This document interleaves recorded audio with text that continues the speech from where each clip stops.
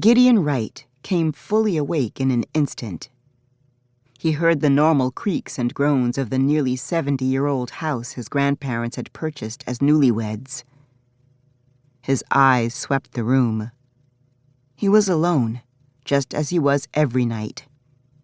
But something was off. The lights. He'd done a complete upgrade of the security system upon inheriting the house.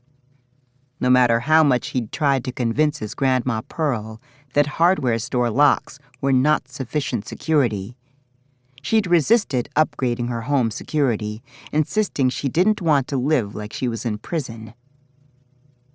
He'd installed deadbolt locks on all her doors and snuck 2 security cameras around the perimeter of the house, but otherwise honored her wishes until after Gran had passed away.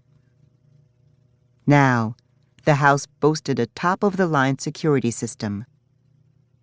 The outdoor motion detector lights were set to go on only if someone or something 4 feet or taller broached the perimeter of his property. It could be a deer, but his instincts told him otherwise. He rolled out of bed in one smooth motion and retrieved his gun he kept in his bedside table without making a sound. Not one of the oak floorboards creaked as he made his way down the stairs to the main floor of the house.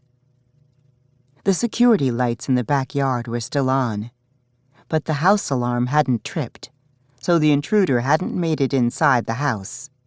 Yet. He peered through a rear window, careful to stay to the side and out of the line of sight. Darkness shrouded the rear of the small yard despite the security lights. He made a mental note to add more lights back there as his eyes scanned over the yard. A gust of wind rustled the naked branches of the large maple tree, and he watched as what he'd initially taken to be a shadow broke away from the tree and slunk forward along the edge of the fence.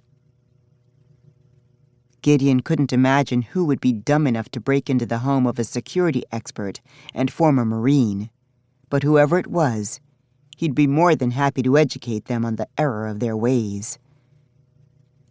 He disengaged the house alarm, then stalked through his small living room. He slipped through the sliding glass doors and pressed his back to the side of the house.